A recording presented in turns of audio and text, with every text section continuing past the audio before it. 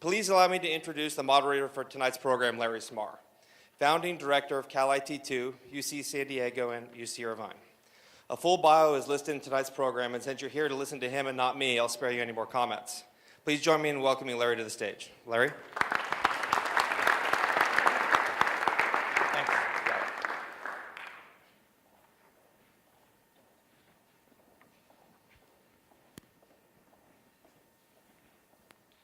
Thank you.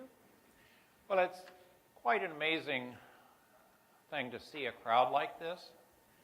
You know, it was 10 years ago, let's see, Caitlin, which way do I do it? This way, yeah.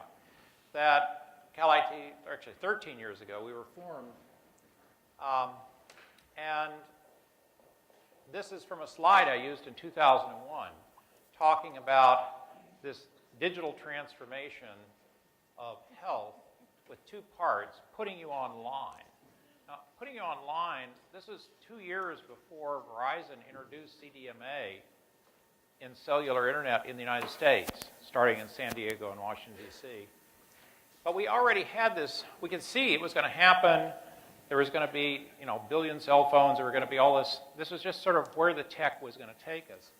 But we also began to understand that if you look at the transformation in health of our automobiles that had taken place over the previous decade or two, in which there were all of these, there's 5 different subnetworks, there's 1,600 processors, actuators, sensors, all tied together, sensing you, and then you go in for preventive maintenance, it reads it out and compares it across the population of cars of your make and model, and then if you're out in the, if you're in the middle bell curve, you can't afford to bring in a human, that's why we can afford to have cars, and why 200,000 miles later they run just as well as the day we bought them. And yet, this wasn't being talked about for humans. And so that's what we believed would happen. But it also is the case, we just spent several $1 billion at the National Institutes of Health on getting one human genome. And yet we said at the way that the technology is going to go, we're all going to be having our human genomes read out, the fundamental software of life, by around this time. And we projected it would be in the thousands of dollars, and as you heard, Illumina just announced the first $1,000 human genome sequencer this week. And so the ability to have the readout of what your body is doing on a moment-to-moment basis and your genetic makeup of what makes you an individual would be these sort of 2 dimensions of what would transform health. And that's when I started actually realizing that, well, why didn't I read my own body out? And started that down the road. Well, actually, in 2008, Gary Wolf met Kevin Kelly in Kevin's living room, and they had the first, what's now called Quantified Self meetup, with the idea that you could measure anything about yourself, not just your health, but anything that was quantitative. And it seems sort of quirky.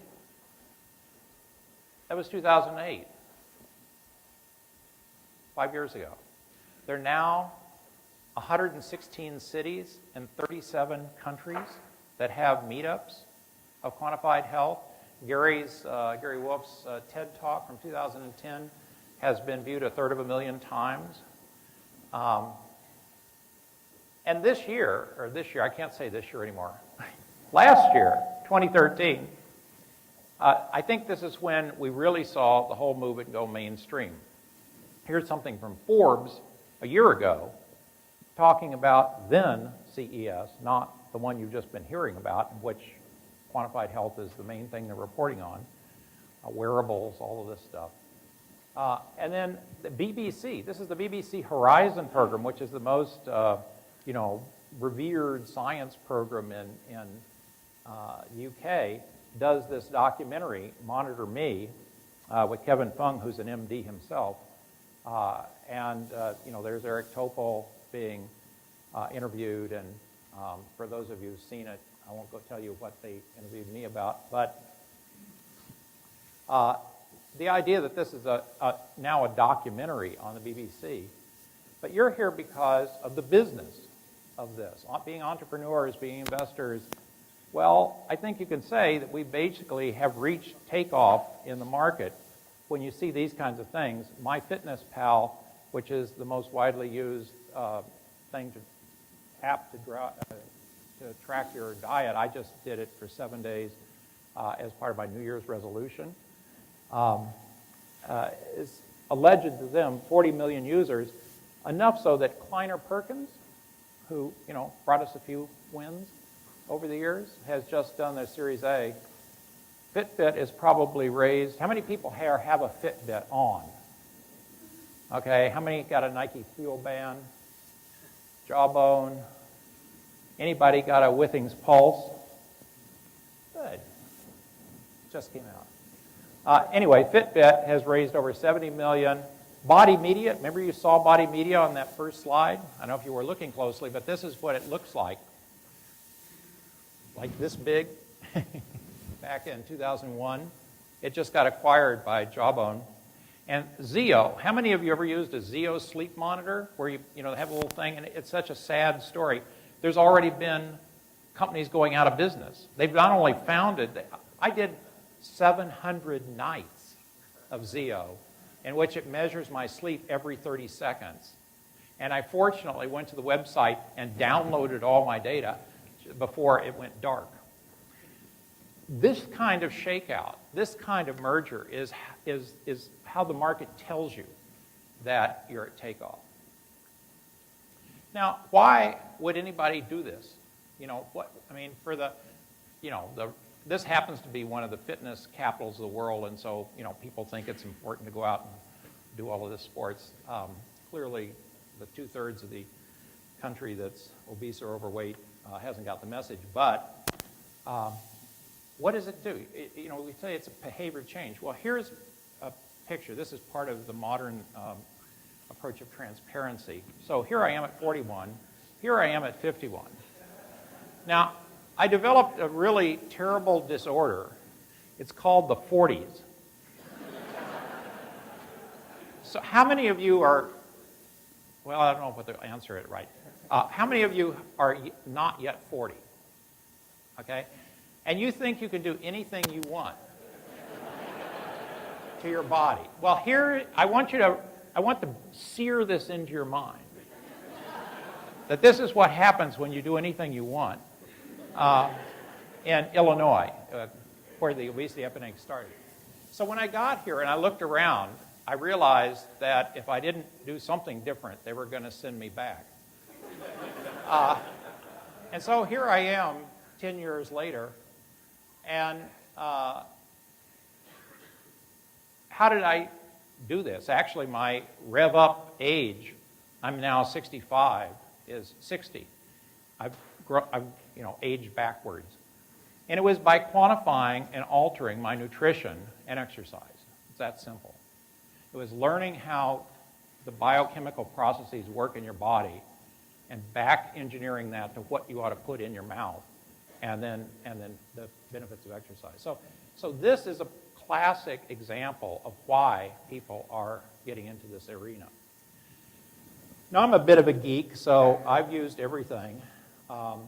And it's sort of a weird world, These startups in their clouds have this vast amount of data, in many cases much larger than any NIH medical case study, any medical or hospital electronic health record. But if the clouds can't intercommunicate with each other, these are each measuring just a piece. It's like in your car. If you measure the spark plug and you measure the brakes, and you measure the catalytic converter or whatever, but you never could bring the data together, how would you know how the system itself, the car, was working? So that's one of the big challenges. Now we have some great answers here tonight with our panelists. So on Qualcomm Life, and I'm an advisor to Qualcomm Life, they have a system, the TueNet system, that allows not just the sort of sports stuff we've heard about, but a lot of medical data and hundreds of, a couple hundred now, partners that are in using this. So they're developing this ecosystem from the data sources to gateways, important middleware, and then this ecosystem of apps and services. That wasn't there just a few years ago. Rev up. We're going to hear from Dr. Danami in a minute. And I'm working with them as well. But what they're doing is taking MyFitnessPal within iCardio I use every time I'm on with my Polar to measure my heart rate and graph it while I'm actually on the elliptical through DigiFit, my Fitbit, and so forth. But then they also do saliva to do your SNPs and your DNA, LabCorp for blood samples. Come up with a plan. They have professionals who actually work with you. And then you get feedback all the time. And the feedback is so important for behavioral change. Because, I mean, it's one thing to know your system and to know that there's something wrong. It's a completely different thing to actually change your behavior and have the discipline and the belief to make it a lifelong change. And so that's why having these apps with you all the time, being able to look at multiple aspects are so important. We're going to hear from PEAR Sports, and Christian's going to tell us a lot more about this.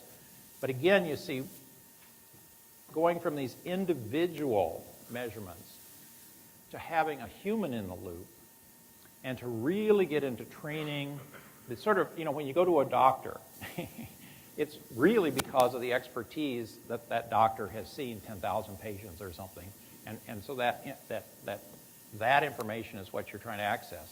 And the same thing here, you've got this ability to train, and both in MD Revolution and PEAR. I know we all think we know how to do this. And as someone who spent 13 years quantifying their body, I just thought, well, I'll just use the force, right? I mean, it doesn't work. To be able to have someone that actually tells you, okay, Larry, we're going to move your upper heart rate from 136 at the top of your interval zone to 145 because we measured your VO2 max and we measured your metabolic resting rate. And so if you really want to improve, this is where we got to go. And the same with PEAR, except in really training you to become much better performing at whatever you're doing. Now, here's the thing I think is amazing about PEAR. It's not just that that alone would be pretty good. But the point is, look at these circles around this platform, this coaching platform. Weight loss, wellness, events, coaches, social activity. And then look at all the partners that are emerging. So just like we talked about the platform that Qualcomm Life is developing, having 200 partners, and you're seeing MD Revolution do the same. But this is the winners, I think, in this space are going to be able to have this kind of platform that so many other entrepreneurial companies or large companies can partner with, dock with, and create these kind of ecologies. So again, from Rick's slides, there's you're mobilizing it, you're organizing it, you're getting insight, and you're changing your behavior. What's the size of the market? And Qualcomm Life estimates that the mobile health market is going to be somewhere between $30 and $60 billion if this is like next year.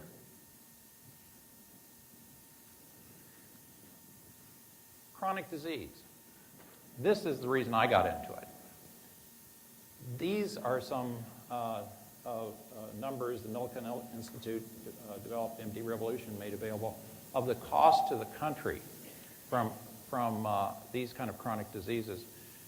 Many of these diseases are what they call lifestyle, or actually you have this disease because of bad choices you've made day in and day out. And by making behavioral change, these numbers can come way down. If you think about the obesity epidemic, 4 decades. Well, were we different people 4 decades ago? we're different shaped people.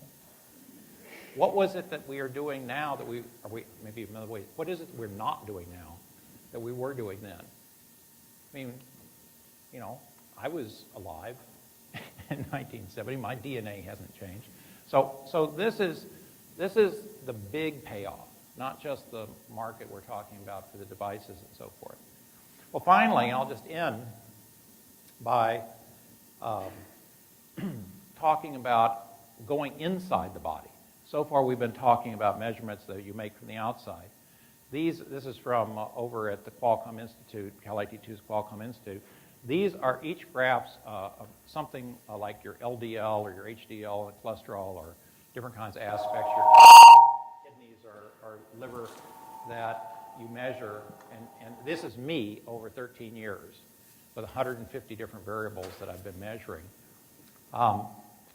This is in work that I've done in cooperation with the Vinner Institute of taking my stool and turning it by genome sequencing through Illumina here in town into massive amounts of data, 35 gigabytes, 200 million Illumina short reads, and from that into the taxonomy of the microbes that live inside me, and then following that over time and comparing it to people that are healthy or people that have disease states. Well, this seems pretty out there, but I'll just end with this. Here's two startups that are doing just what I just showed you, that are tracking over time various aspects of your blood chemistry, or ubiome is sequencing your microbiome, except for them it's like under $100. And WellnessFX was just acquired in December by Health Elements out of Thorne. So, and by the way, one of the founders of that was a UCSD engineering undergraduate. So even this internal stuff, which seems like, you know, science fiction almost, that you can quantify yourself like that, you got startups. And by the way, there's lots of these. There's a number of these startups. This is just a couple to show you. So the thing that I am just blown away at is, because having lived through this, is that we're here tonight, that there are these kind of companies that are out there, and that we are going to see in our lifetimes a complete revolution in wellness and healthcare. And not just in this country, because right now, just like for many years, tobacco was one of the major things we exported. Now obesity is the main thing we're exporting through our so-called food that we use worldwide. So it's going to be a global problem that's going to require this kind of thing. And I would just love to see the United States and its entrepreneurial startups be the thing that turns it around.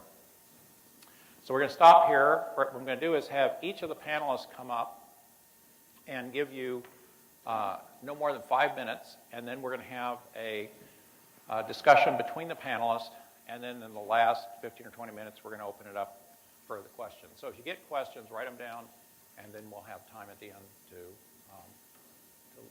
do them. Rick? So Rick Valencia, who's Senior Vice President at Qualcomm me again. Of Qualcomm Life. Qualcomm Life. Qualcomm Life. Yep. Thank you very much, Larry. A good hand for Larry Smarr here.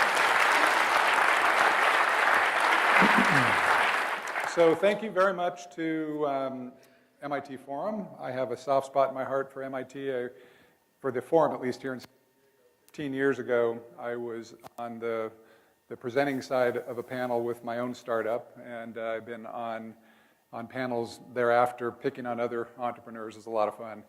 But I appreciate also Andrew and Brian putting this together and getting this great panel, and excited to be here to tell you a little bit about what Qualcomm and Qualcomm Life is up to. But my job initially here is to, and am I echoing, or is this a little bit too loud? Maybe that's better. So my job initially here is to set the foundation, to give you a sense of what's going on both with the mobile network and also at Qualcomm Life in building out the digital health network, that's going to help enable a lot of these solutions and hopefully help move your business along that you're starting. So first of all, we all know this, but let me make the point even more dramatic, that the mobile network is by far the largest platform that mankind has ever built. In 2013, it's estimated that we'll have 7.4 billion connections, which for the first year ever exceeds the number, or the population, the number of people on this planet. There'll be more connections. In addition, we're going to have 7 billion more devices purchased over the next 4 or 5 years. And in 2012, double the number of smartphones were purchased than PCs. So the mobile network is becoming not just our means of communicating with voice, sending messages over data, but it's becoming also our computing platform. It's becoming the primary platform we use to access the world's store of information and to use that information for good reason. It gives us actionable information that we can use to make our lives easier. These are becoming stronger, higher powered. The displays are getting better and better. The technology that's being developed in terms of the underlying platform is enabling things that are really going to change the world and change the way that we interact with the things around us. So what's happening right now is that 2 times the global data traffic is doubling every year, and that's growing fast right now, but we see an inflection point that's occurring as we speak that's making that growth go even faster. And at Qualcomm, we believe that that is going to create a demand for bandwidth that's 1,000 times what we have today. Today, if you think about data traffic, video makes up about 50% of the traffic on the network, and that's increasing pretty rapidly. And if you think about a typical phone, flip phone, and a smartphone uses 50 times the amount of bandwidth because of the different capabilities that you have on a smartphone, including, of course, video. So the capability of not just the network, but the computing devices that we now have at our disposal on the network is just phenomenal when you think about where we were just 5 or 10 years ago. Compare that to the power that we have in our hands, and again, the access that we have through the availability of data in the cloud to the world's store of information on any topic at our fingertips. And it's not just smartphones, it's not just tablets, it's also other things. So in our view, what's going to help drive this demand is more and more things connected. If it has a processor, if it has controls, an on or an off, an up or a down, you're going to be able to go into a room and discover it. Once you discover it, you'll be able to capture control of it, and you'll be able to, and you won't have to be in your home where you've set it up to gain control. The network is going to be around us. It's going to be not just emanating from above us, it's going to be in our homes, going to be emanating out of our homes, and eventually it's going to be on us. So it's going to be pervasive, where everything connected can interact with one another, and you'll be sending data. So I'm wearing my Fitbit. I'm also wearing my Qualcomm TalkWatch, by the way. It's pretty cool.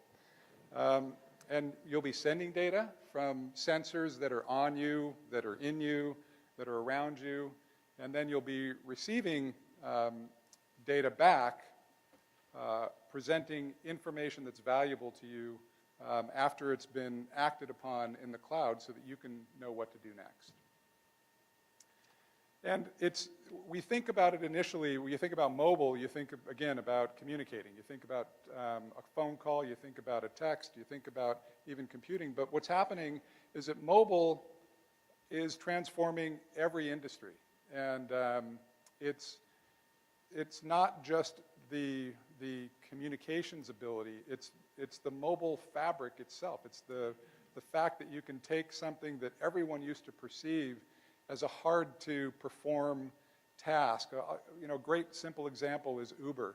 Look what mobile did to someone's clapping back there because Uber is such a great experience. It changed the way that we are able to access transportation quickly and easily in the palm of our hands. So there'll be other industries that are going to transform that just you don't even think about it right now. And one really great example of what happened just recently that really kind of tells a tale of what's coming is you guys all know this company, I'm sure, Nest. They transformed the thermostat, and they're also now doing the same thing with a smoke alarm. They just got acquired for $3.2 billion. I have no idea what the revenue was or if they even had any revenue, and they're not a social media company that's going to attract a bunch of people for advertising revenue. This is a product company that was transformed by the use of mobile technology, and because you can control it now through mobile technology and use the network to optimize it, and it was acquired for $3.2 billion. Think about that. I read a tweet recently from someone, I don't remember who it was, that said, when mobile technology comes in to make a service better, it's kind of an oh wow moment. When mobile technology comes in and changes the experience entirely, to the industry at least, it's an oh shit moment. And that's what's going to happen, we think, over the next several years. Dramatic transformation of several industries, and of course, healthcare is a big one. And that's what we're primarily here to talk about is health and fitness and wellness. My business is Qualcomm Life, and we're focused on helping to enable solutions that provide the ability for us to manage our health better, for us to interact with our caregivers real time and more easily, for us to monitor and manage our conditions in the event that we eventually contract them. And the types of capabilities that are available now, Larry mentioned some of the estimates of market size, and that may seem a little bit out of reach for a year or two, but there's a lot of stuff going on all over the world right now that amounts to quite a sizable market as we speak. And the rate of transformation, it seems really slow right now. And trust me, I am a startup within Qualcomm, and when you're a startup in Qualcomm, trying to get attention from anyone there is not easy. So when you're a startup anywhere, it's tough. So I'm a startup like any other startup, and I'm struggling to see this market move and move faster. But I think 5 years, 10 years from now, we'll look back and we won't believe the speed at which things moved, the rate at which things transformed, and the rate at which even the system allowed itself to adopt these new tools. Because in a lot of cases, we're not talking about completely new ways to deliver care. We're not talking about completely new protocols, completely new drugs. We're just talking about a faster, easier, simpler, more engaging way to deliver the same type of care that we receive today. So Qualcomm Life, again, we're building the underlying infrastructure. We're never going to provide care for someone. We're never going to diagnose somebody, but we're going to provide the infrastructure that enables our partners to build their care solutions so they can focus on delivering quality care. We'll focus on making sure data gets from the patient wherever they are, gets back to the cloud, gets treated in whatever way it needs to be treated, gets presented to a doctor so that they can then intervene or provide their own analysis, and then, of course, eventually back to the patient or to their caregivers. So I think from here we're going into Samir, which actually I think is Christian. Okay, so we're creating the infrastructure, but the big thing that needs to happen between here and real adoption is experiences. It's Uber-like experiences, and so I think you're going to hear from a couple of guys that are creating those types of experiences that are going to help move adoption along. Thank you, Larry. Yeah. Thank you. Just down here. Okay, Christian, you're up. So, Christian Rauhala, who is the president and co-founder of PEAR Sports, and is going to tell you quite a bit more than what I just Told you. Thanks, Larry. It's on. Yep. Okay, you can hear me. Appreciate it. I'm going to try to switch gears from a little bit from the mobile computing, which we're all benefiting from, and try to relate a little bit about Larry's life cycle from trying to transform himself. And I'm going to talk about PEAR Sports.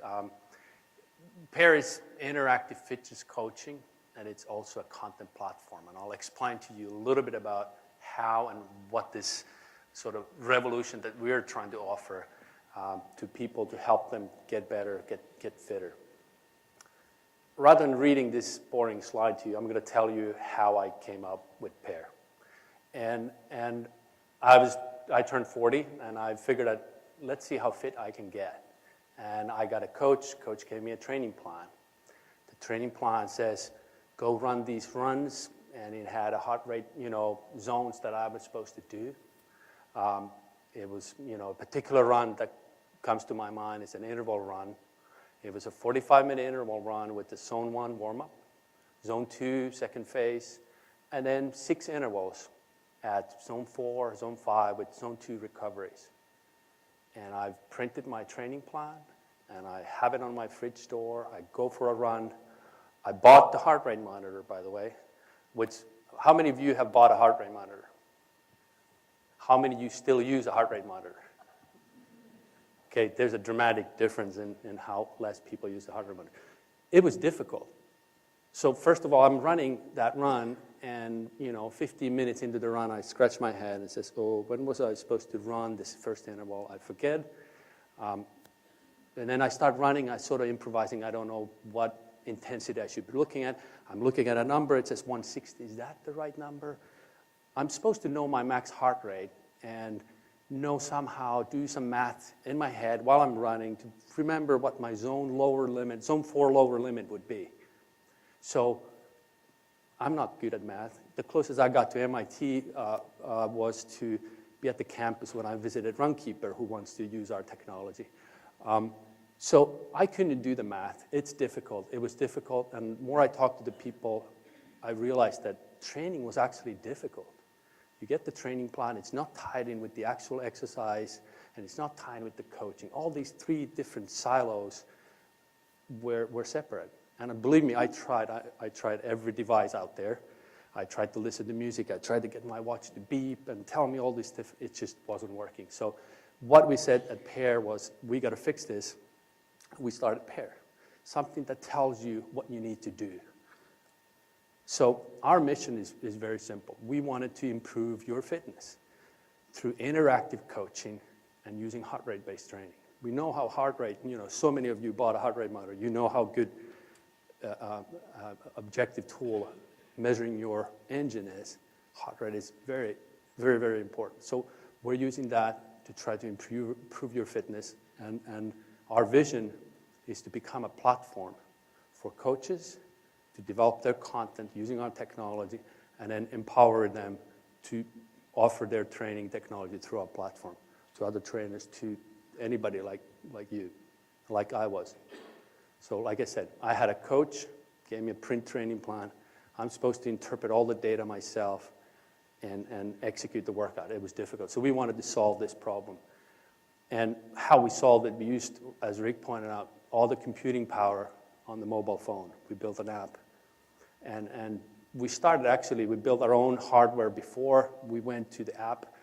But as you can tell, the whole market is moving into the app world, and we jumped on board. So what we offer is a free app. So after this, there's about 200 of you. Expect to see a spike, at least 200.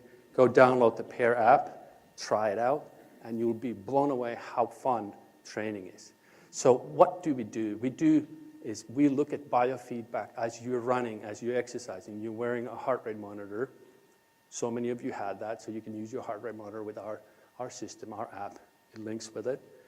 We listen to it, and on real time, a real-world coach who's recorded the workout for you tells you what you need to do. If you're going too hard, if you're going too slow, you're in the 6th interval, you have 2 more to go, so you don't need to think and forget all these numbers.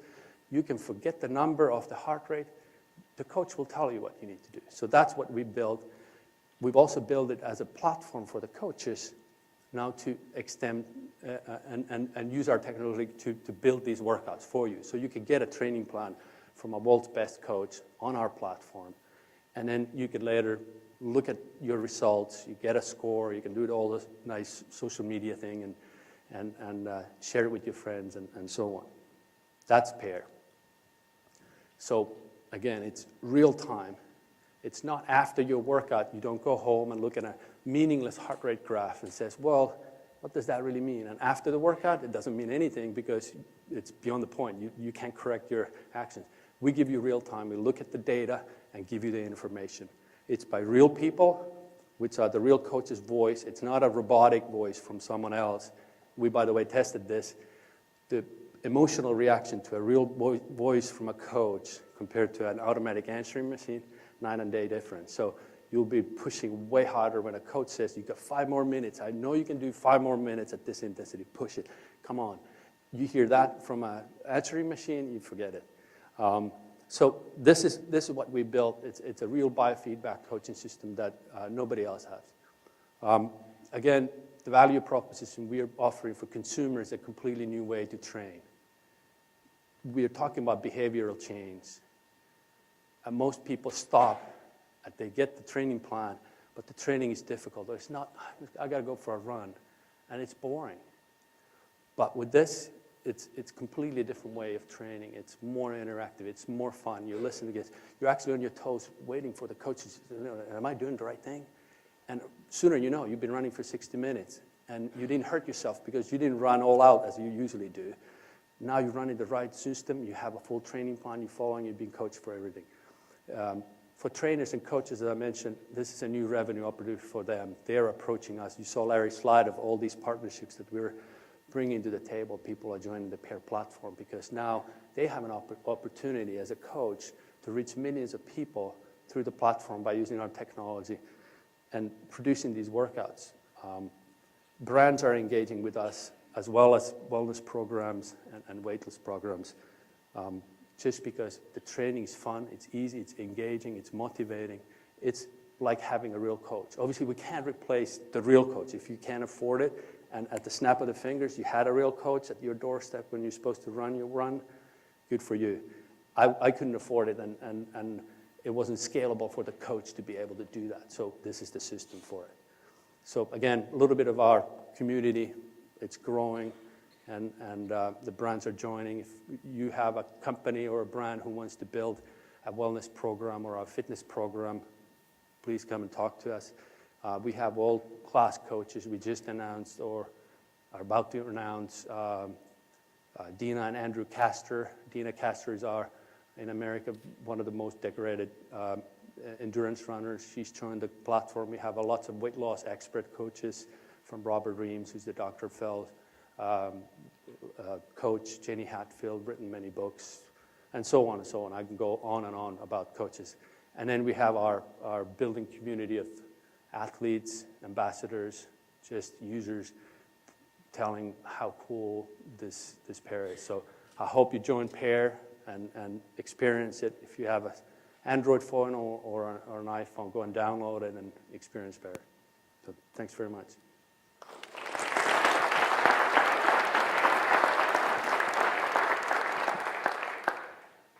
And finally, we're having Dr. Samir Danami, he's got props and cardiologist, and he's the founder and CEO of MD Revolution. Thanks, Larry. Great. So I want to thank the MIT Enterprise Forum for putting this event on. They're bringing attention to a thing called the quantified self, but at its heart, it's really a new science. It really is science. And so thank you for doing that, because without the science, we can't get to the medicine. And I want to thank Larry for being an advocate for this science over the last 10 years, because he realized that it has transformative potential based on what we're seeing happening to our country.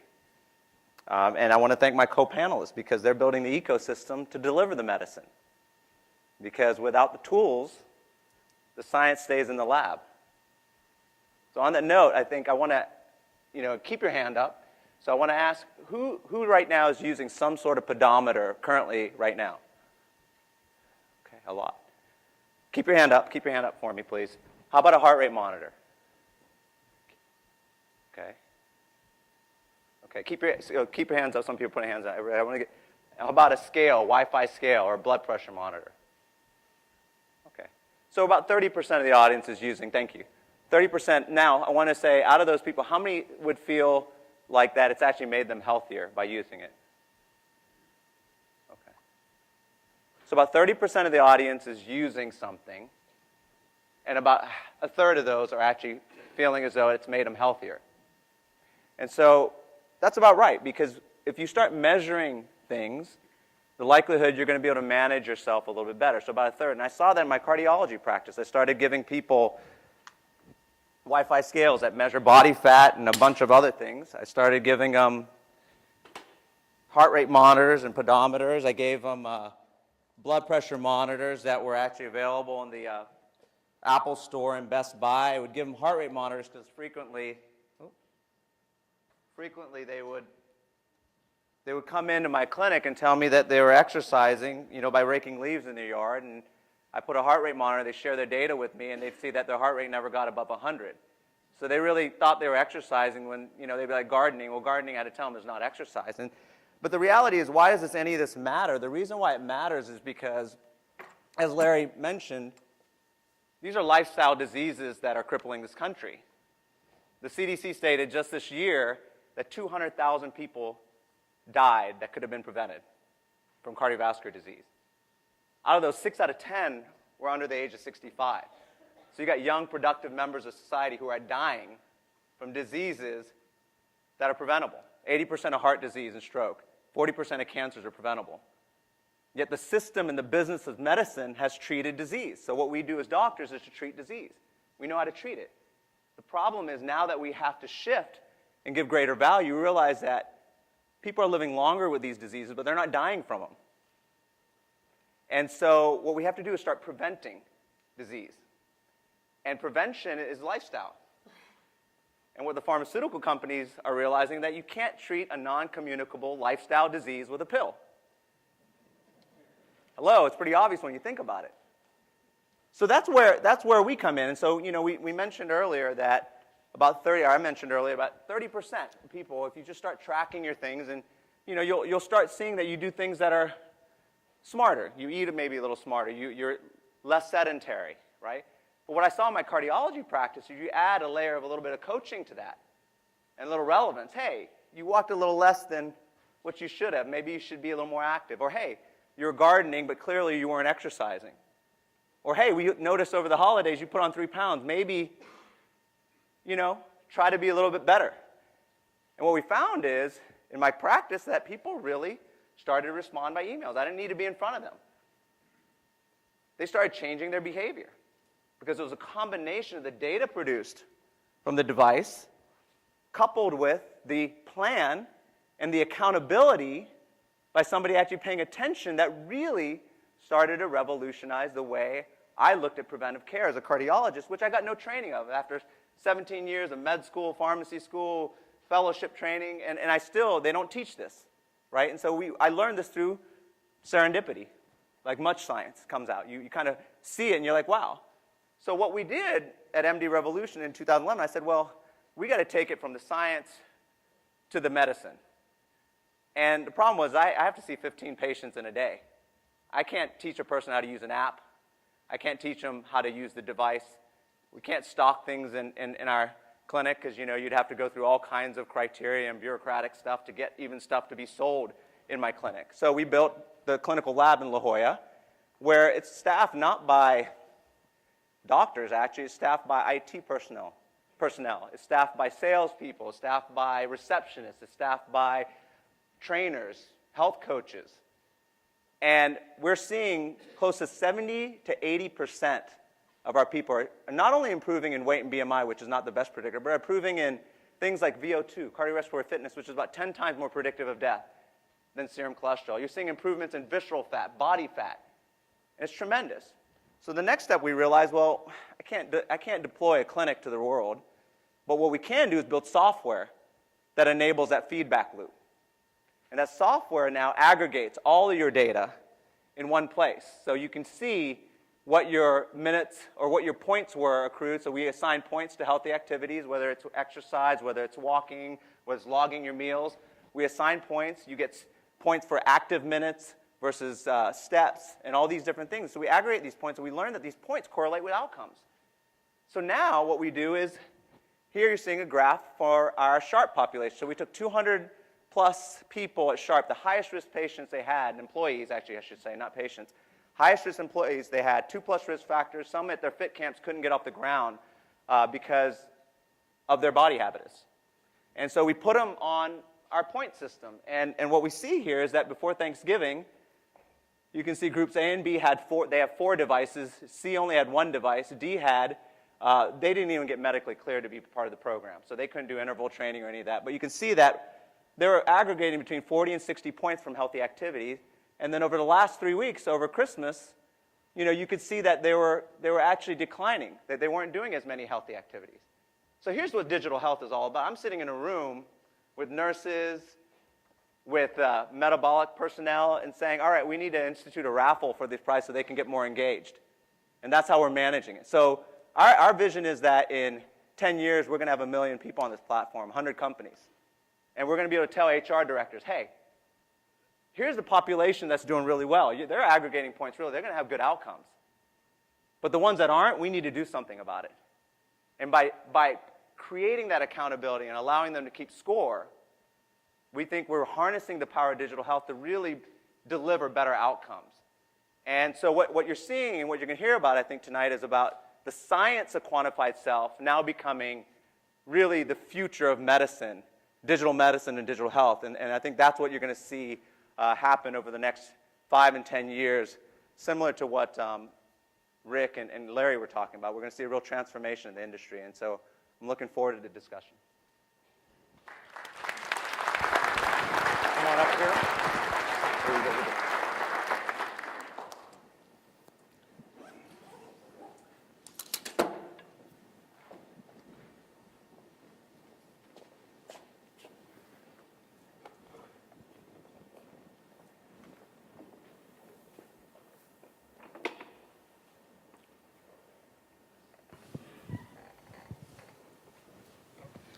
Well, thanks a lot, guys, for the introduction.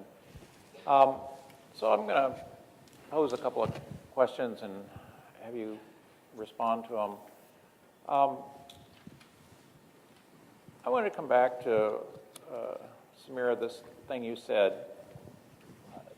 We so get used to healthcare, meaning you schedule way ahead to get a 5 minutes or 10 minutes with your doctor, and the best you're going to hope for is you get a pill prescription.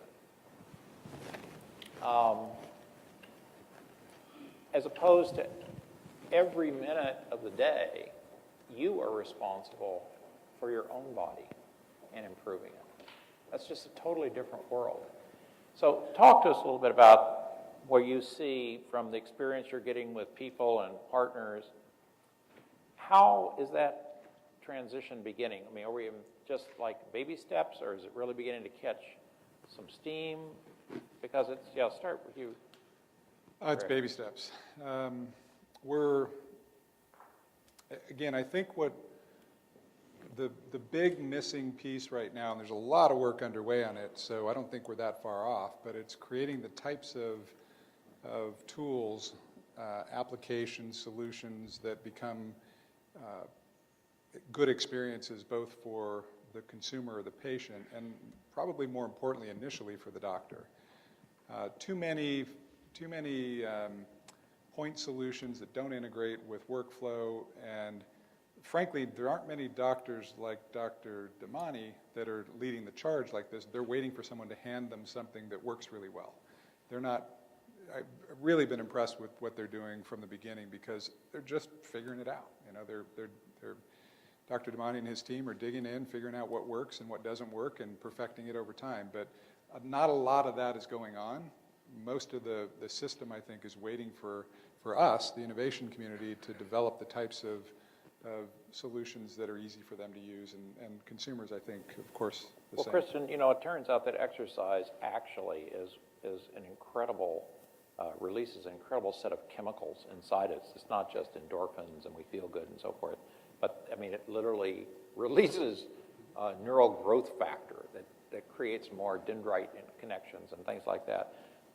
With all the training you're doing, how are you seeing health effects from, you know, people being able to actually quantify their training? I think it's, you know, from us, I can relate to, you know, obviously my own experiences using heart rate-based training versus just, you know, training without any kind of a good gauge of what you're doing and how that really delivers results. You know, we have numerous customers who come back to us and say, you know, I've reached my goal, I was on the couch and I didn't know how to start training, and with your programs I was really able to get and keep my intensity in the right place, and now I'm graduated from 5K. Now, you know, they call us and find out, hey, you know, do you think I'm ready for doing the 10K? And what about a half marathon? So we see this progression of people who see the benefits and really realize that by sticking to a program that's motivating and engaging with them, they see the results. And my own, you know, obviously, you know, I've been active most of my life. You know, I had a, is that on? Oh.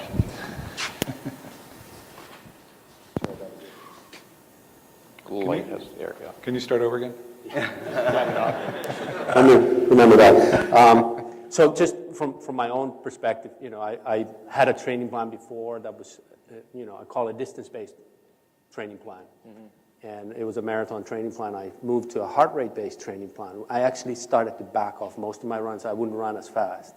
I'd run slower, and I improved my marathon PR by 20 minutes, which is a significant improvement by almost a minute per mile. But, you know, so I think that gives sort of the credibility to, you know, the cardiovascular and being able to do things by science and having a heart rate, you know, heart rate meter that actually gives you the real data and real information is proven to work. So Samir, I mean, one of the things that I've been so impressed about is you get external scientists that actually take your data and analyze it for the changes that happen in your clients' bodies over time. Could you tell us a little bit more about what you're seeing? I mean, it's still a little bit early, but I think there's been some pretty dramatic effects.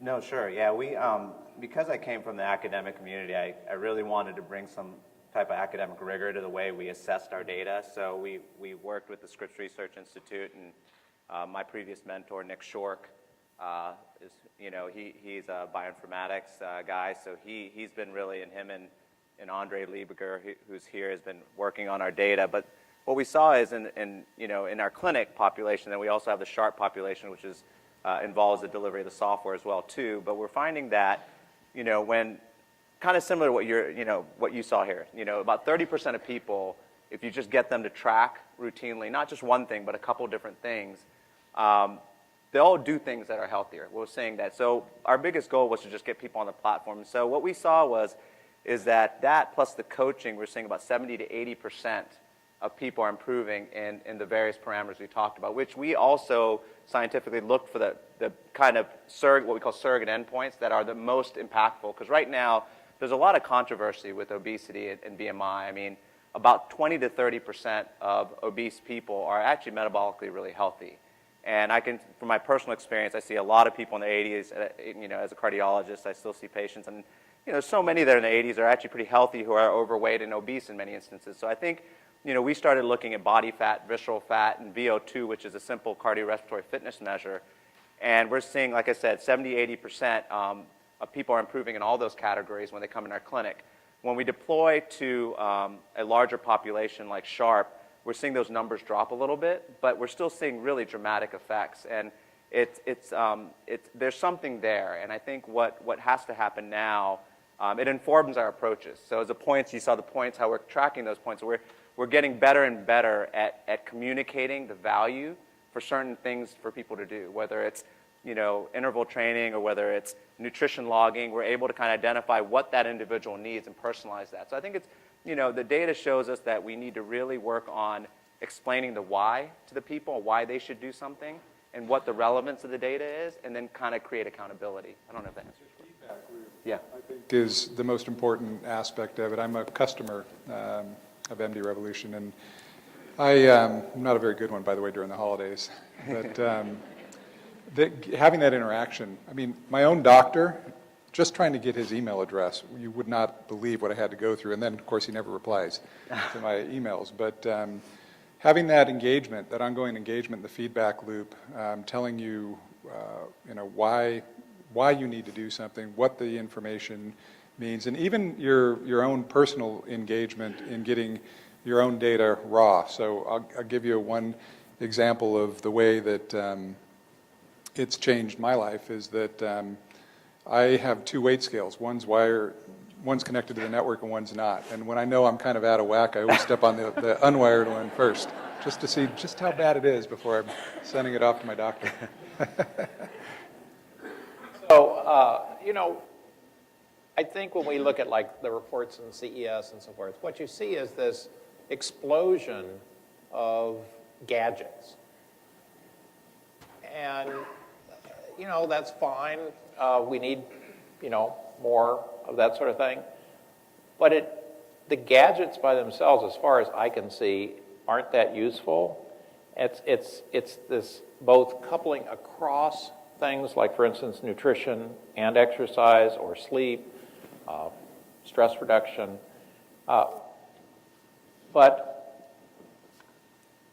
being a company and just making a widget, and then somebody over here is another company and they're making a widget that would be real complementary with yours, how is that getting navigated? So talk a little bit, Rick, how did you get 200 companies that decided they needed TwoNet?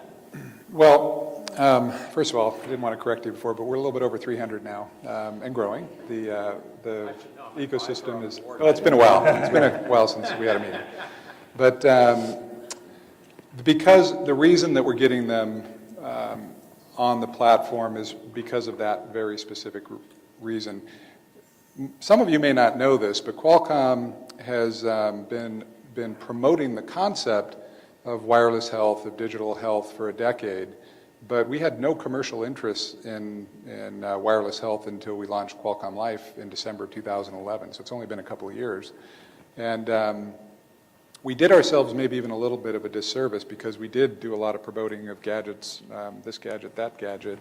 None of them worked together, none of them a doctor would really use. They were just interesting gadgets because they're always fun to show. But we're now doing the hard work, the spade work of dealing with the interoperability issue. That's probably the biggest issue, is that the way these devices are made wireless, especially in the early days, different radios configured very differently, designed by multiple manufacturers that don't want their devices communicating with one another. So we focused first and foremost on dealing with the problem of interoperability. So it's sort of bring your own medical device to the platform, and you can create real solutions that work cross-manufacturer. Still a lot of work to do on that front, and again, still we're an enabler. We're building the underlying infrastructure. We're solving the interoperability problem. We're making sure the data flows, but there's still that layer out there these guys are more focused on, which is creating the right experiences to make them useful. So Dristian, that amazing ecosystem slide that I showed of all these companies around a platform, you don't have a wireless platform, APIs, all this stuff. How did these people all work together? Well, I would argue that he does, by the way. Yes, go ahead. I was going to just add to it. I think this collection of data and quantified self-data that is about, and everybody's collecting, and this openness of open APIs to sharing this data, that's what we're offering. We have APIs to share also our training content through partners, so they can actually integrate their training to their devices and platforms that they are using. And I just see that sort of openness and data sharing for the consumers is important. And if I just closing the loop of, if you're just collecting data, that novelty wears off pretty quickly. You get 10,000 steps, so what? Now what? So somebody needs to make the interpretation of that data to you and the user to say, okay, now I have this data, what should I do? And that's what, obviously we're trying to do it for you real time, but we're also looking at doing sort of on a macro level, looking at where you are with your fitness level and how your VO2 max is developing, what should we sort of prescribe your next exercise to be. But to close the loop is just collecting the data. The novelty isn't going to last too long. So many of you have Fitbits, and you pretty much soon notice that, oh, I always walk about 7,000 steps. But are you going to do anything about it? What's the next step to get you to really change your things that you want to do? So that's just something that we feel that is important, to try to close the loop from just the measuring of data, giving the information, and not just the information and here's an email, I should do that, but help me do it. So, Samir, I want to talk to you a little bit about, the rule of thumb in weight loss is that exercise is great, but about 80% is nutrition, changing your diet, and nutrition and tracking is a big part of what RevUp is integrating.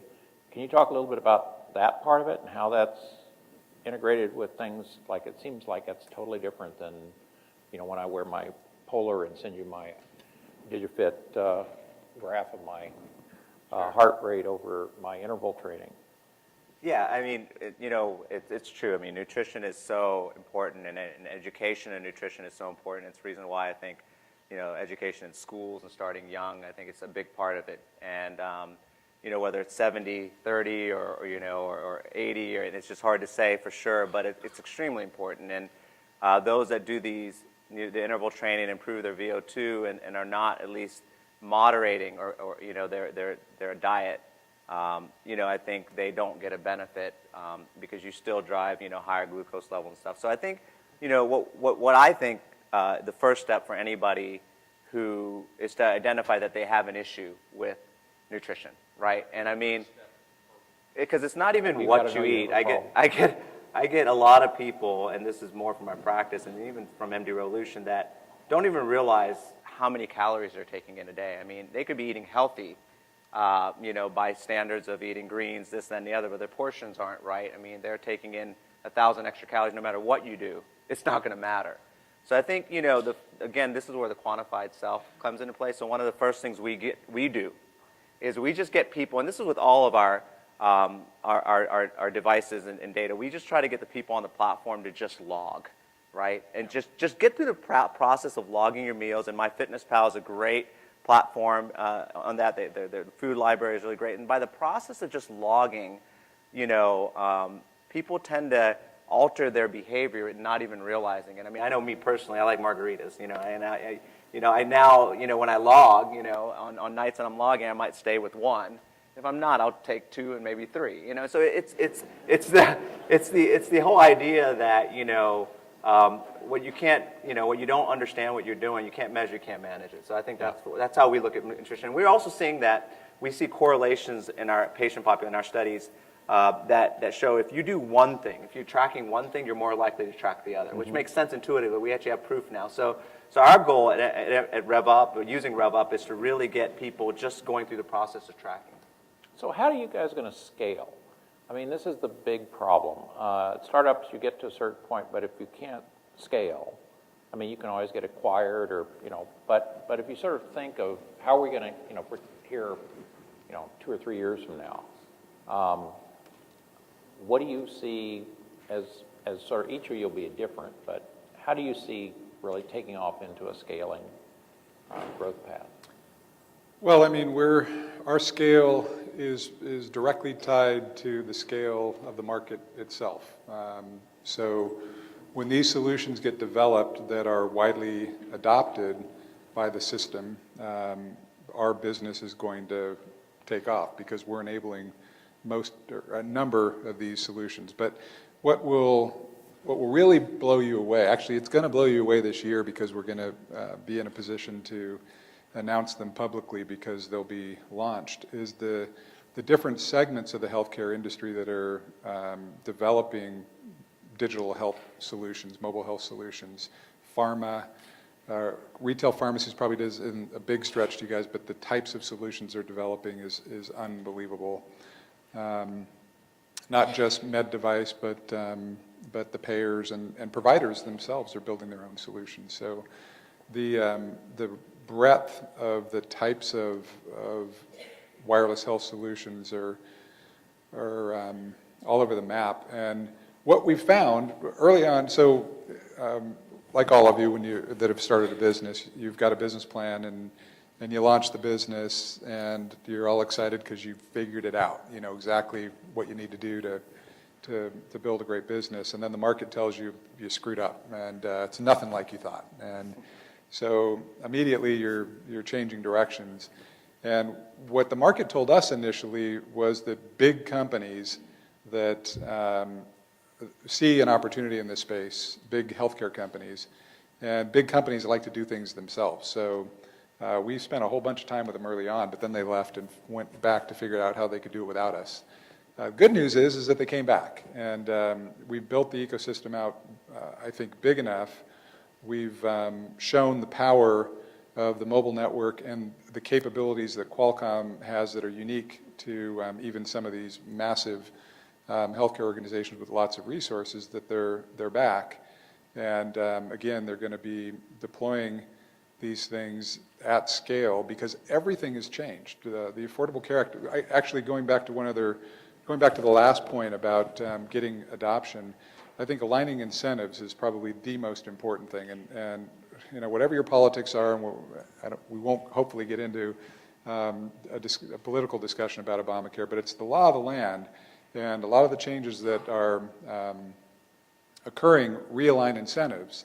And if we can also do that with consumers, because I think things like logging food, if you expect that to happen over a long period of time, there's got to be some other incentive than just good health, because we've proven over the last 50, 100 years that we don't give a shit about our health. Excuse my language. We don't give a darn about our health enough to stay motivated with a program. There's got to be something else to it.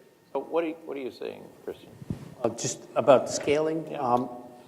For us, the scale, obviously, our as a startup, we had a business plan and we screwed up, and now we're trying to fix it. But it's really trying to build awareness that our solution exists among all the other apps that are out there and how we're different. And most of these apps started as GPS tracking, and they're doing tracking, and we're trying to do something different. We're doing the coaching, and just collecting just the data on your map isn't that interesting anymore. Now they want something else. So what we've done is scaling through partnerships.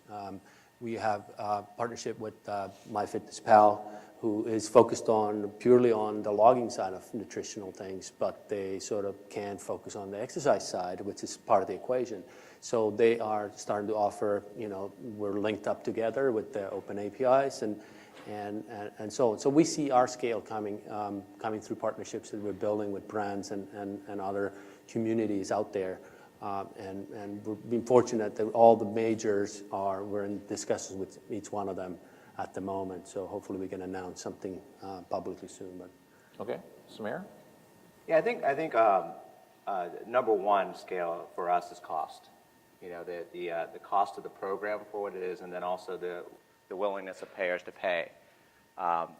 As Rick alluded to, I think the financial incentives are finally aligning. You see large employers really understanding that, they can't sustain their costs. I mean, one thing we heard about Sharp is, they're looking at HR budgets in the hundreds of millions just for benefits, and they're seeing it rise 10 to 12% a year. So they're starting to realize that. So they're offering financial incentives. Consumers are actually now paying more for premiums, healthcare premiums. Their co-pays are going up. I'm seeing that in my own practice. My co-pays have gone up for my cardiology practice when I see patients. So you're starting to see where treatment of disease is starting to finally become more expensive than prevention. It's starting to go in that direction. It's going to continue to go in that direction, and it has to go in that direction because we've seen the economic numbers, and that's happening, so that's good. Healthcare reform is also now allowing employers to actually, wield sticks to make people healthier, charge them more for certain BMIs and among other things. So the financial piece of it, the people willing to pay for it, I think is starting to get there. Our ability to lower our cost to deliver, my CFO created a graph that a year ago, we were at about, I think it was about $500 to $600 per member per month for it. Now we're down to about $15. So we've seen more than an order of magnitude a decrease in the way we cost, and it's primarily from the software. So now what I tell our clinical team, I said, you guys are the innovators now. It's no longer me. I can't innovate anymore because I'm too far removed from what's happening on the ground. So what they have to do now is figure out, how to personalize based on, their knowledge of what's really working and our informatics approach of showing what the statistical data shows. And so we have a very robust informatics structure. We just hired a director of research informatics. We have studies that we're about to launch at Harvard, and so we got a lot of things going on that'll help us innovate the coaching piece. And then the biggest piece that's going to allow us to scale is what I mentioned earlier, is that if you get people to just track, what we're finding by our ability to not have to track outcomes, and now we can track our point system because we know our points correlate with outcomes because we've defined the healthy behaviors, that allows us to scale because now in a large population, you can look at those individuals that are doing just fine, and you don't have to focus on them. So you're now focusing on a small segment that needs help. And because the financial incentives are aligning, I think that we're headed in the right direction so long as our team can continue to really innovate and iterate our coaching model. So those are the kinds of things, but it's the coaching and the cost. That's great. Okay, let's go to the audience. Go to the microphone and try to keep the questions short so we can get through a number of them.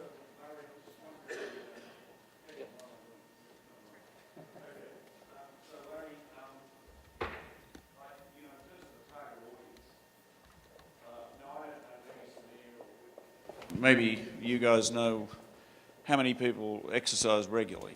Is it 20%? Something like that?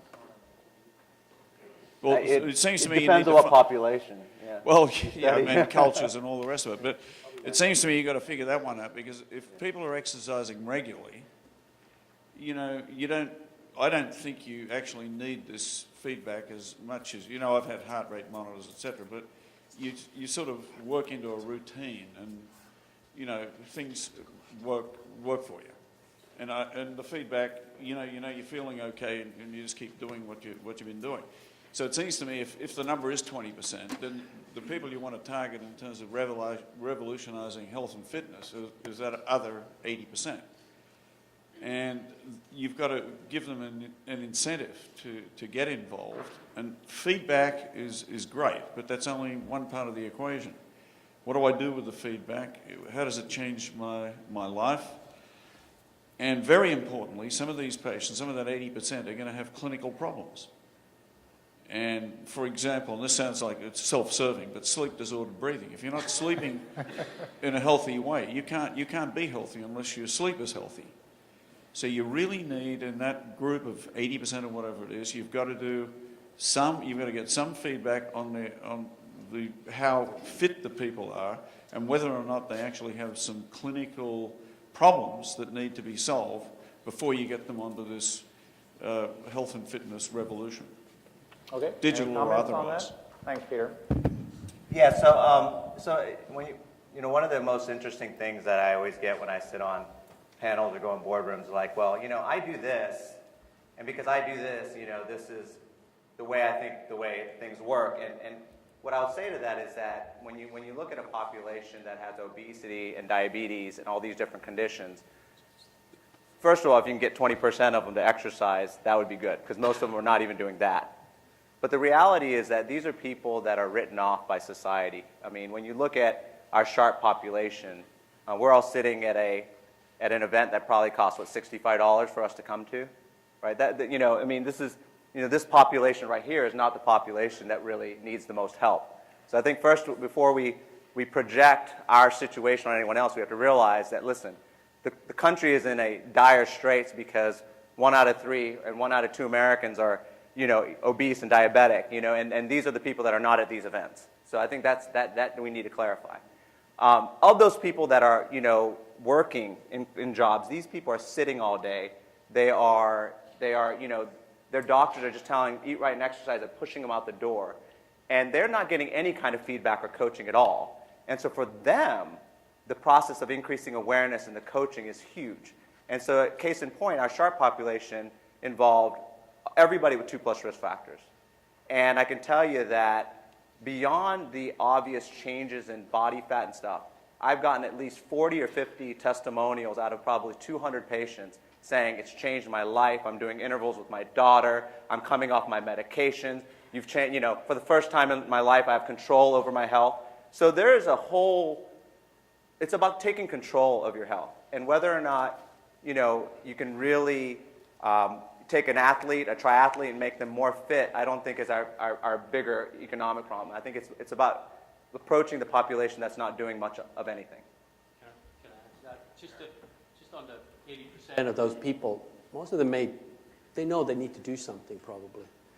Many of them don't know how to start. What should I do? What is that I should do? And that's what we've seen is giving them sort of a stepping stones that are, you know, and I'll clarify, we don't do clinical trial or clinical things and trying to examine in there, you know, if you have heart conditions, we have disclaimers for all that stuff. But most of the people, they want to do something and they fall off the wagon quite often. They start something and, if, you know, I go back to my own print training plan. It was boring and it didn't give me the feedback.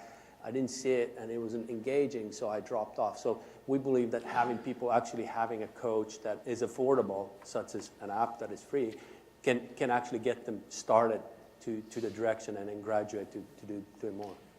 And I think there's also this tendency to automatically overcomplicate and overthink things because it's healthcare. And what I'd like to do is just sort of relate the stage that we're at, the problems that we're dealing with other industries, and we're at the Pong stage right now of digital health.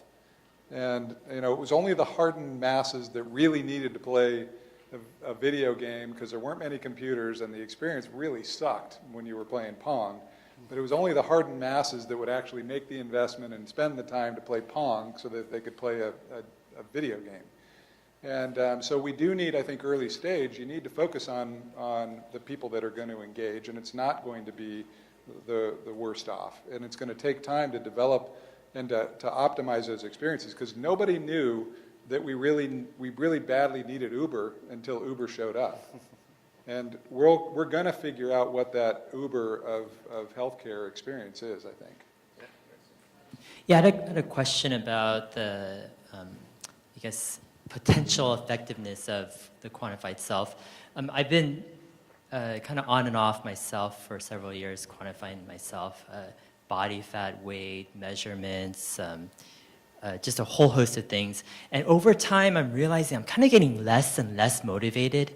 I'm kind of getting more and more burnt out kind of over time. And I'm kind of lulled into the comfort of society and just wanting to sit back and watch TV as much as I can and only exercising like to the bare minimum, you know, to keep my health just.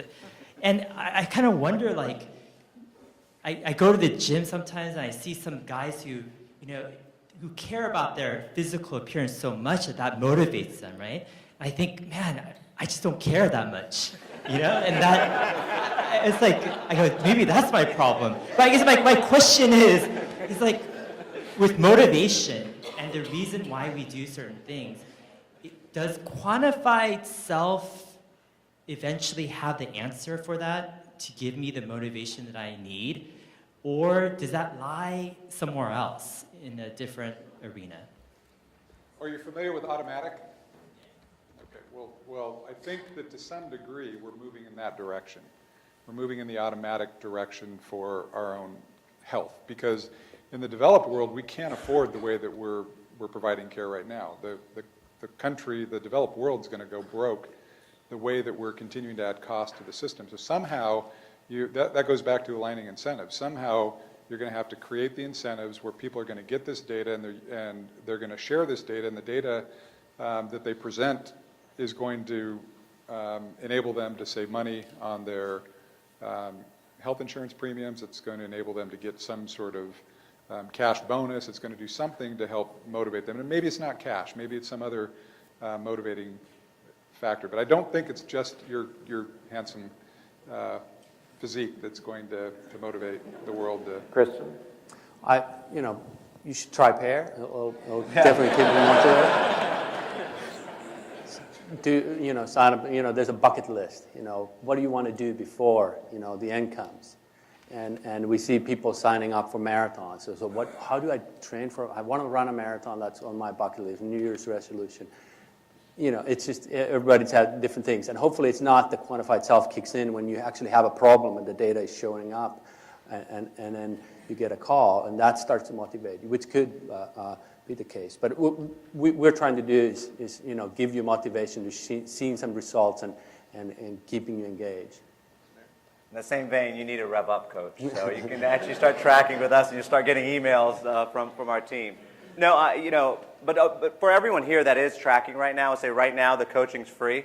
So if you guys are interested, go to put Rev Up in Google, and you can get on, and actually you'll have nurse practitioners and metabolic specialists telling you about your data. So it's actually a great thing we're doing for a limited time to get people on the platform. So anybody who is tracking, you want to experience what it's like to have a coach coaching you through this, I would encourage you to check it out. But more importantly, to your point regarding is the quantified self and by itself going to be enough, and it's not. I don't think it is. I think what you have to do is you have to gamify it. You have to put, like you post pictures on your Facebook. Why do we do that, right? Because we are social creatures at the end of the day. And so what you have to do is create a culture. So the culture is occurring because of healthcare reform, because of the crisis. We're seeing it in the workplace. We're seeing it with the government. We're seeing it with healthcare reform. That's happening as we speak. But more importantly, some of the things we're going to be doing is people are going to go out, and with our apps, which are going to be released in April, May, they're going to go out and they go dancing, and they're going to create a challenge and say, hey, listen, I did 14,000 steps last night dancing, and somebody else will post another picture saying, hey, I did this. So we have to create a gaming culture around the quantified self, which we are working on. And I think it'll be as simple as posting pictures and actually making what you do count. And so if it's not the vanity of working out, it'll be the social piece of it that'll actually keep people going. One other thing I want to add really quickly, because Samir made me think of it, it's also going to, I think the inflection point is going to occur when more doctors themselves embrace this, whether they're like Dr. Danami, who's actually developing his own platform, or it's you guys that are creating solutions that you can bring into a provider environment, bring into a doctor that they're willing to embrace and use and have their patients use. Because if your doctor offers it to you and your doctor's willing to engage with you and communicate with you on a regular basis, you're much more, I think, likely to do that and stay engaged than if you just figured something out yourself. Okay, well, on the flip side of what you were saying, look at all the women's magazines, and why do we care about working out? We want to look good, okay? Maybe I can't believe I'm the only one, but I love clothes and I want to look good. Therefore, I need to exercise and I need to do the right things. But my real question is about mental, emotional health and these programs. Well, first my question, well, revolutionizing health, okay? That means mental health as well as physical health to me. And the question is, do any of these apps or programs really address things like mood, energy level? I know that there's mood tracker out there, which can be very helpful for people with bipolar. But an example is, I didn't sleep much last night. So I decided not to run Shaw Trail, which is like 5 miles. I swam because I can be really lazy when I swim. Also, I'm tired, so I ate more peanut butter cups. Okay, I didn't do any of these programs. But so the question is, okay, integrating mood and energy, but then the step beyond that is the behavioral factors such as readiness to change, Prochaska's theory, are you ready to change? So, just... Well, we are seeing solutions like that. Obviously, getting real information from a patient, if you're doing any sort of remote patient monitoring, any post-discharge monitoring of a patient, actually having them physically enter information in, maybe having a video chat so you can physically see what they look like. All those things play into certain solutions. Again, we don't build those solutions, we enable them, but what we're seeing is a lot of the patient monitoring offerings are including some element of the mental state, whether it's, again, just asking them questions and getting answers, or some of the apps that you're talking about. So let's keep it real short on the answers so we can get a couple more questions. Try our meditation workout. It's awesome. It's very short, 10 minutes. It's free. You can try the meditation workout. It'll make you feel good. I mean, just really quickly, I agree with you. People really don't care about being healthy. They want to look better and feel better, but they do want to feel better. And I will tell you that if you look across any psychiatrist, one of the first things they tell people who are clinically depressed is make sure you're exercising. So actually maximizing your efficiency during exercise is extremely important. And so that's really how mood plays into it. And then our own personal experience with our SHARP plan is that people do feel so much better from a mood perspective when they are eating right and exercising. So there are components, they're tied, they're not mutually exclusive. See a huge takeoff in emotion tracking. You know, when you're sitting here, everybody's going around doing this all day long. There is a camera looking at your face at all the time, right? There's also one here, but there's one here looking at you. And over at Cal IT2, years ago, we've had video cameras that then track like 120 different points on your face, and they can tell your mood much better than you can. And they can track it every minute you're looking at your smartphone, and so they can, over time, start noticing, I mean, actually having time series of your mood. And I don't know how many of you have seen Her, but you all ought to see it as a view of where we're going in the future. And you'll notice that even though she's an AI and artificial intelligence, she notices the mood changes of the person she's engaging with, even though she's not human. And I think that's a lot closer. And having, you know, one of the problems with emotion is so many people are alone.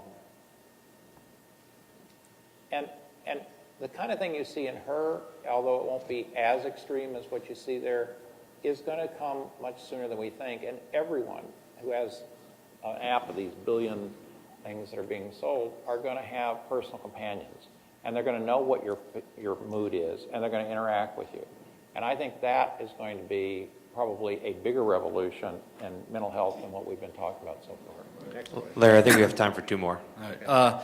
Well, first, I mean, maybe it's just my Facebook feed, but I know you're talking about data tracking. One of the things that I see a lot of people do is they take pictures of their heart rate monitor with their caloric expenditure, they take pictures of their weight with it when they hit a PR, or they take pictures of a certain achievement, and I think we're already starting to see that.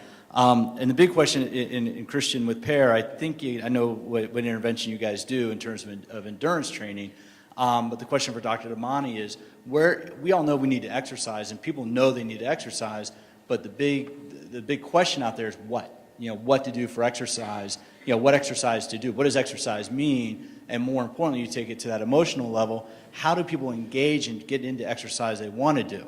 You know, because there's a huge difference between me telling you to work out and you finding something you enjoy that's going to engage you on an emotional level. So based on your evidence, Dr. Danami, or what you've seen through collecting it through MD Revolution, what have you seen being the most sticky type of exercise? You know, in terms of what are people coming, I mean, Zumba changed the course of the fitness industry by getting people to have fun.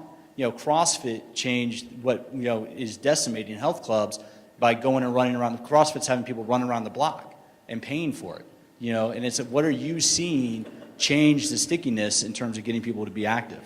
You know, that would probably a better question to ask for my clinical team, you know, because again, I'm not interfacing with every single user now, especially now that we are actually, you know, digital.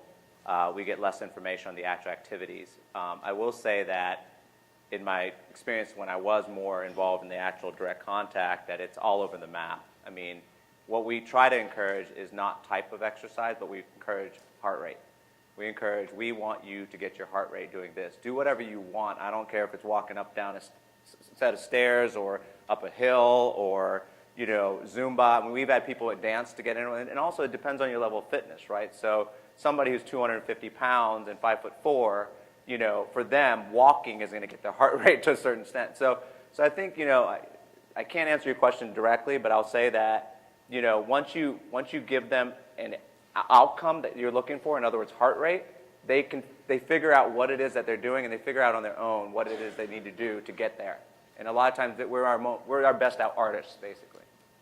Okay, we got one more question, and then we'll move out and be out there in the lobby and be happy to talk to you individually after this. Larry, I'm going to cheat a little bit. I have two questions, but they're sort of linked.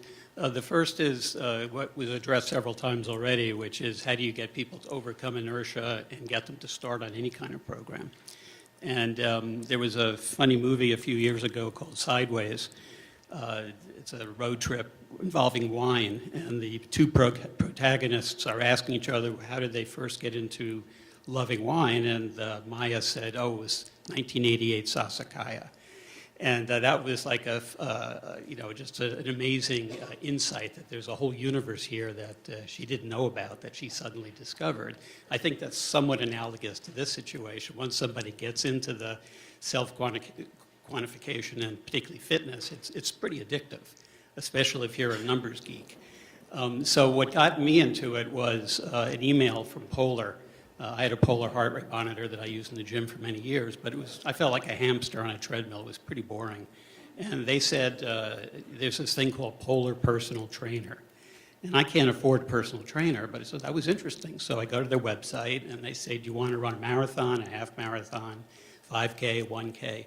And then you sign a statement saying if you die, it's not their problem.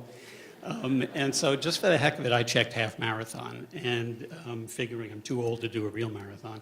And they give you this 12-week program that tells you exactly what to do every week, 4 different types of runs, and you can track it. It goes on their website. It was amazing. It was almost miraculous to me compared to the Excel spreadsheets I used to set up for myself. And so I ended up running 1 half marathon, and then I found out about this Triple Crown thing where if you run 3, you get an extra medal. So I had to run 4 races to get a Triple Crown because I started on number 3. And I continued that. So, that was my 88 Sasakaya, was getting Polar Personal Trainer. It sounds like you've got a more sophisticated tool for doing that. Different people have different things that light their jets, but for me at least, it was that email that came out of the blue. The second question is regarding privacy. Nobody's really said anything about that. When you start talking about sending very personal data into the cloud, the NSA revelations and everything else, you have to be a little bit suspicious that where will that data go, who can read it, and will you get discriminated against on the basis of it. So there are laws to protect you against genetic discrimination, but I don't know if those laws extend into health status and whether employers can get a hold of that information and, it could bite you for doing the right thing. So what sort of safeguards do you have in place to ensure that the information stays private? I mean, there are laws, and if you're building a solution that's going to be capturing this type of data, you better be adhering to the laws or people go to jail. And again, I'll just relate it to another industry because, again, we talk about healthcare and we think, goodness, this is our personal health information. We can't let this information get in the wrong hands. We've solved it in other industries. We've solved it in the financial industry. Sure, there are problems. Sure, there are gaps. It still needs to be perfected, but we'll solve it in healthcare in the same way that we've solved it in every industry. And as it relates to engagement, I really don't think that there's a secret code. I don't think there's even lots of different secret codes about what particularly motivates someone to become a quantified self or even to engage in staying healthy. I really do think it comes down to the appropriate incentive. What do I get back for doing it? Not how do I end up, well, anyway, I think that's clear. Some sort of tangible incentive is what's going to motivate the masses to adopt, and that's what's going to create scale. Yeah, just to note on the Polar thing, I'm from Finland. Polar is from Finland. They invented heart rate monitors in Finland. We'll continue the tradition, but yeah, it's a wrist-based solution. Obviously, you need to check out PEAR, and then you'll run the marathon. Yeah, on HIPAA, security, absolutely. I think it's a big deal for all of us, and I think our platform itself, it's all the encryption is consistent with that of an electronic health record. We built that with the privacy issues in mind, and all of our staff are trained in HIPAA compliance and the coaching pieces. And that being said, I think the younger generations that are posting pictures of them drunk, at a party, I think they're a lot less likely to be as tense about a lot of their data. And so I think what you're going to see is that we will socialize some of the features that we talked about earlier, whether it's steps or your VO2 or maybe your physiologic age. I mean, there's things that we're going to start sharing about us and our health that will help create a culture. I think they're a lot more likely to see the benefits of sharing the information than older folks like me. Gentlemen, thank you very much.